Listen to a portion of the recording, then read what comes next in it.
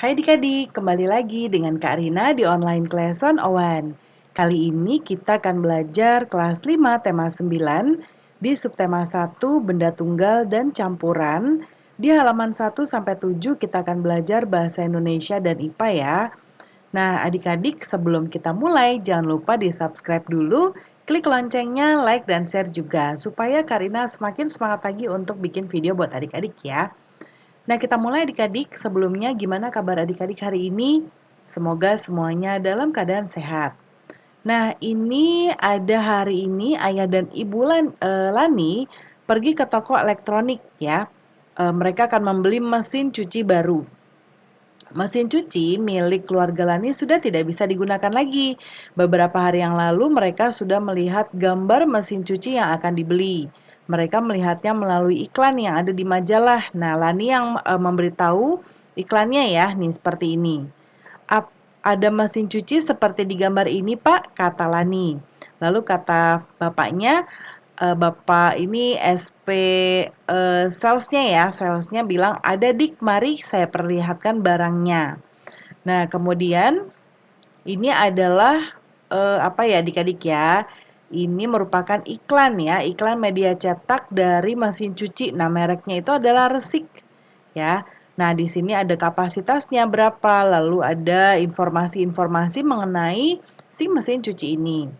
Nah, kemudian adik-adik kita akan baca di sini, iklan adalah suatu cara yang digunakan untuk menawarkan atau mempromosikan suatu benda, barang atau jasa.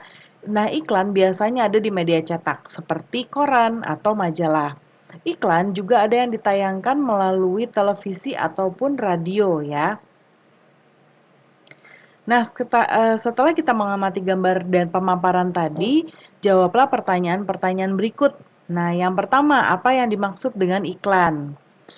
Nah, iklan adalah pemberitahuan mengenai suatu barang atau jasa kepada khalayak umum agar mereka tertarik untuk membeli dan menggunakan barang atau jasa yang ditawarkan dari iklan tersebut ya. Lalu yang nomor 2, dalam iklan mesin cuci di atas ada kata kapasitas dan program. Apa artinya?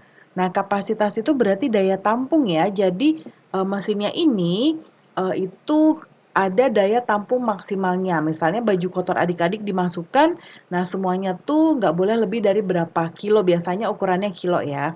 Nah, itu daya tampung. Lalu kalau program itu adalah cara kerja dari si mesinnya itu sendiri.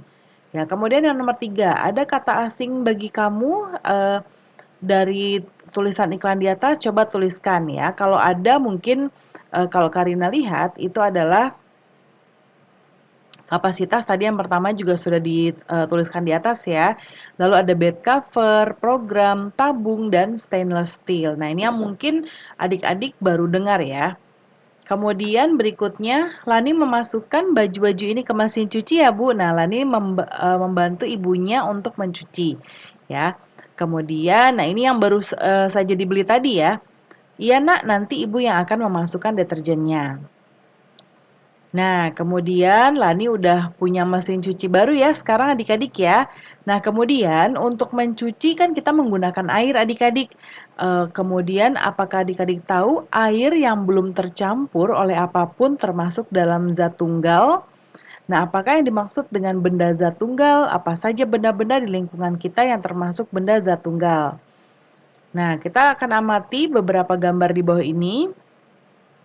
Ini adalah perhatikan berbagai benda yang termasuk dalam zat tunggal. Yang pertama ada air, ada emas 24 karat, kemudian ada gula, ya, gula pasir, kemudian ada garam.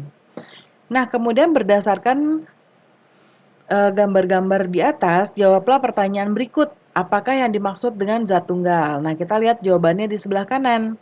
Zat tunggal adalah zat yang tersusun dari satu jenis materi. Kemudian nomor kedua, bawalah benda-benda di sekitarmu yang mengandung zat tunggal ke sekolah. Minimal 3 benda ya. Lalu lakukan pengamatan terhadap benda yang kamu bawa. Apakah benda yang kamu bawa benar-benar termasuk zat tunggal? Tuliskan benda yang termasuk zat tunggal hasil pengamatan kamu dan teman-teman. Nah, di sini ada 5 ya di contohnya. Karina coba buat 6, nanti adik-adik boleh sesuaikan saja. Yang pertama adalah tembaga, kemudian kapur tulis, besi, air, garam, dan gula. Lalu yang berikutnya ada bacaan tentang materi ya. Materi adalah segala sesuatu yang menempati ruang atau dan mempunyai massa. Nah, dibagi dua menjadi zat tunggal dan zat campuran ya adik-adik ya. Di mana zat campuran ini juga ada zat campuran homogen dan heterogen. Ya, nanti adik-adik boleh baca lebih lanjut di buku masing-masing atau bisa di-pause dulu video dari Kak Rina. Nah, kemudian kita akan menjawab pertanyaan berikutnya, yaitu berdasarkan bacaan di atas, jawablah pertanyaan berikut. Yang nomor satu, apa yang dimaksud dengan zat campuran? Tuliskan dalam kolom berikut ini. Nah, jawabannya adalah zat campuran adalah zat yang tersusun dari beberapa jenis materi atau zat tunggal. Jadi dari zat tunggal yang ada itu menyusun zat campuran ini ya. Jadi zat campuran tersusun dari beberapa jenis zat tunggal. Lalu yang nomor dua, apa saja benda di sekitarmu yang termasuk dalam zat campuran? Tuliskan minimal 5. Nah, contohnya yang pertama adalah susu. Ya, dia campuran air dan susu, kemudian campuran air dan pewarna misalnya untuk mewarnai makanan atau misalnya untuk kue gitu ya. Kemudian campuran air dan teh ya, kemudian campuran air dan kapur dan campuran air dan minyak. Ya, 1, 2, 3, 4, 5. Ada 5 ya. Nah, kemudian di bagian ayo renungkan apa yang sudah kamu pelajari hari ini. Apakah benda di sekitarmu, baik benda zat tunggal maupun benda zat campuran, pernah kamu lihat dalam sebuah iklan? Ya. Nah, kemudian kalau hari ini saya sudah belajar sikap percaya diri dalam bekerja sama ya.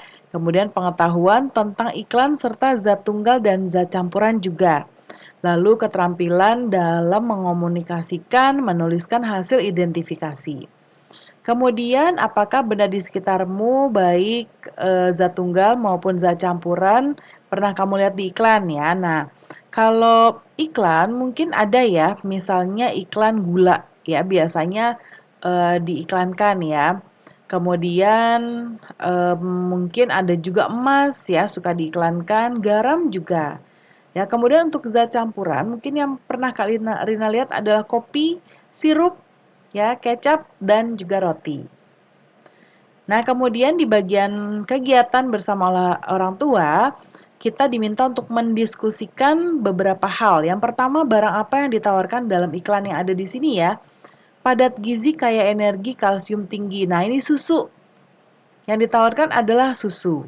Informasi apa saja yang kamu peroleh ya? Nah, yang pertama, informasi yang diperoleh adalah bahwa susu ini memiliki banyak gizi, kaya energi, dan memiliki kandungan kalsium yang tinggi ya. Kemudian yang ketiga, benda yang ditawarkan dalam iklan termasuk zat tunggal atau campuran nih. Kenapa? Alasannya juga diminta untuk dijelaskan. Nah, susu termasuk benda campuran homogen. Susu terdiri dari berbagai macam zat seperti protein, kalsium, karbohidrat, lemak, dan vitamin. Nah, pembelajaran kita sudah selesai ya adik-adik. Semoga pembelajaran kita hari ini bisa bermanfaat. Jangan lupa di-subscribe dulu, klik loncengnya, like, dan share juga. Sampai jumpa di pembelajaran berikutnya. Dadah!